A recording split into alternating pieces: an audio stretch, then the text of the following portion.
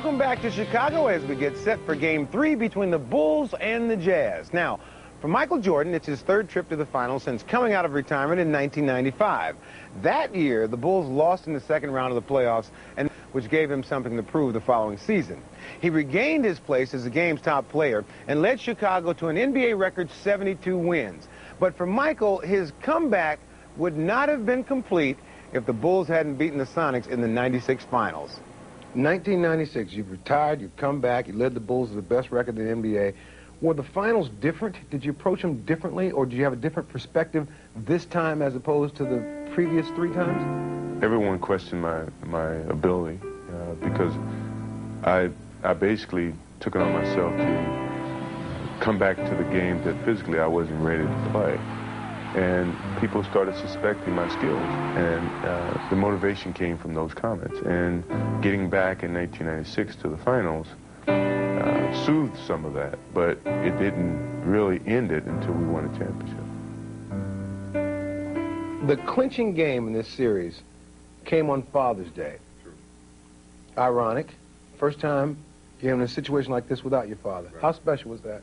It was very special. I think it was a signal to some degree that he was supporting me.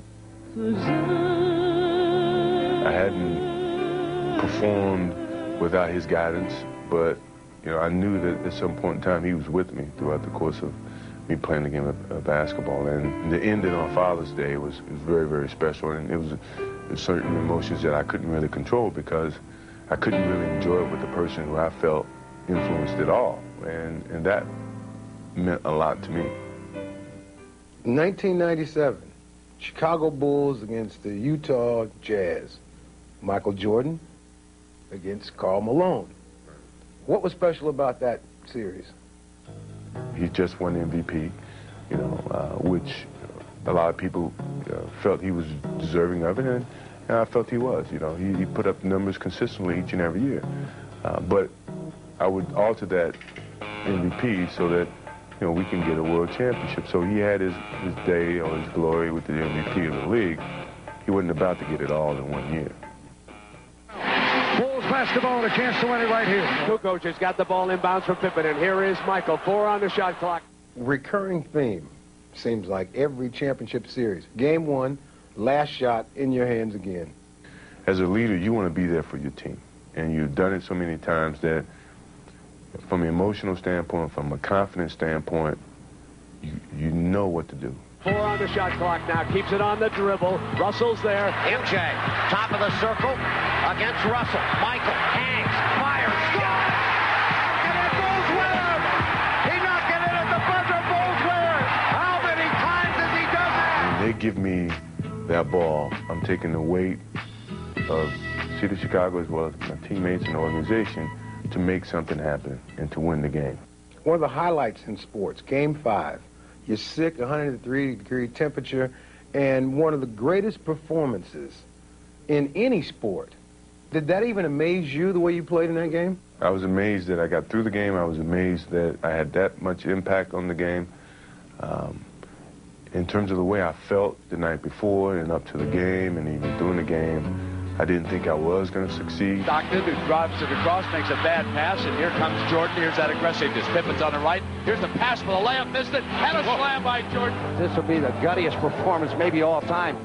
The motivation was I've always been there for my team. As long as I'm able to walk and run and shoot. Wants to go on Hornacek. Demanded the ball. Back Michael. Open 3. Yes!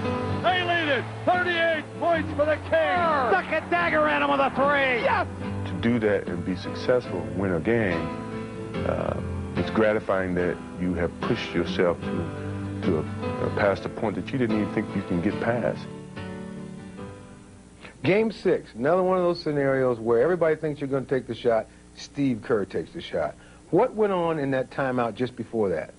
John Stockton was gambling and just running all over the place. And I'm pretty sure after what happened in Game 1, where if I get in an isolated situation, no way are they going to let me isolate against. The theme is that Michael always has some extra motivation.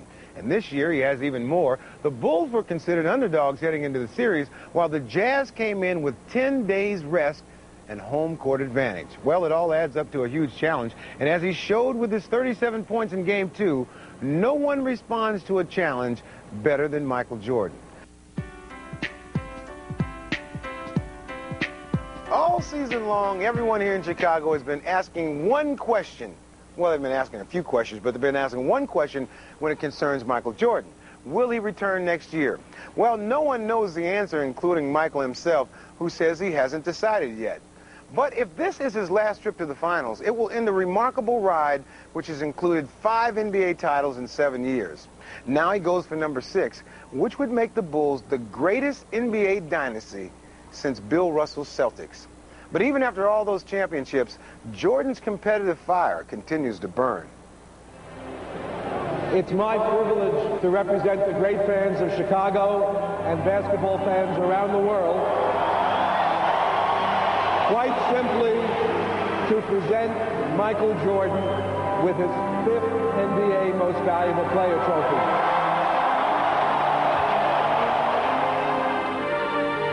My respect for you is based on the position that I've watched you play hundreds of times, and every night you play like Michael Jordan. And that's been going on for a long time. You have an insatiable desire or need to win championships. You won 5. If you win 6, is that enough? Or do you need 7, 8? As long as I'm playing, the goal is to win the championship. Now, and a lot has to be said and done, to see if everybody's still playing. But as long as I'm playing, the ultimate result is to a championship. Kittles against Jordan, knocked away, stolen by Michael. MJ on the right. Michael dumps the ball and a foul. Michael Jordan is the kind of guy you never look in the eye during the contest. He's like a pit bull. If you look at a pit bull in the eye, he takes that as a challenge, and he's going to bite you. Jordan trying to beat the clock on the other end. Hold on, 3. Yeah. This is a war of wills. And Michael Jordan, he's got one of the strongest wills ever. That's what makes him so great. 9 seconds, 8, 7. Jordan against Miller. Michael crosses over, spins in, pump fakes, falls, fires, banker good. This guy is an assassin in shorts. It's tough. Michael Jordan's the best basketball player that ever played, and he still is, and there's no question about it. I feel proud when coaches say, well, no one else is going to win until Michael leaves the game. True. That's the way I believe it. You're going to have to cut Michael Jordan's heart out to beat him. Because people don't understand that's his greatest talent. It's not his jumping or his jump shot or his defense. It's his inner guts and his inner heart as a competitor. Michael's a person that takes everything as a challenge. And the bigger the challenge, the better he plays. You can see the opposition's eyes all of a sudden getting a little bit frustrated, and as a result, the rest of us pick up that much more confidence and kind of go for the kill. To dream the impossible dream, to fight the unbeatable foe. We stole the ball from him, and his determination to get back down the floor to try to get to that shot was, without a doubt, I've never seen a guy compete that hard. To try when your arms are too weary, to reach. That part of it is special as far as I was concerned, and it always will be something I'll remember about him. Sure, physically we may be a little tired, but we got the hearts. Our heart is not tired. Well, I'm older now and still running against the wind. What about the fact of repeating again, the historical factor? For as long as you're playing, the goal is to win the championship.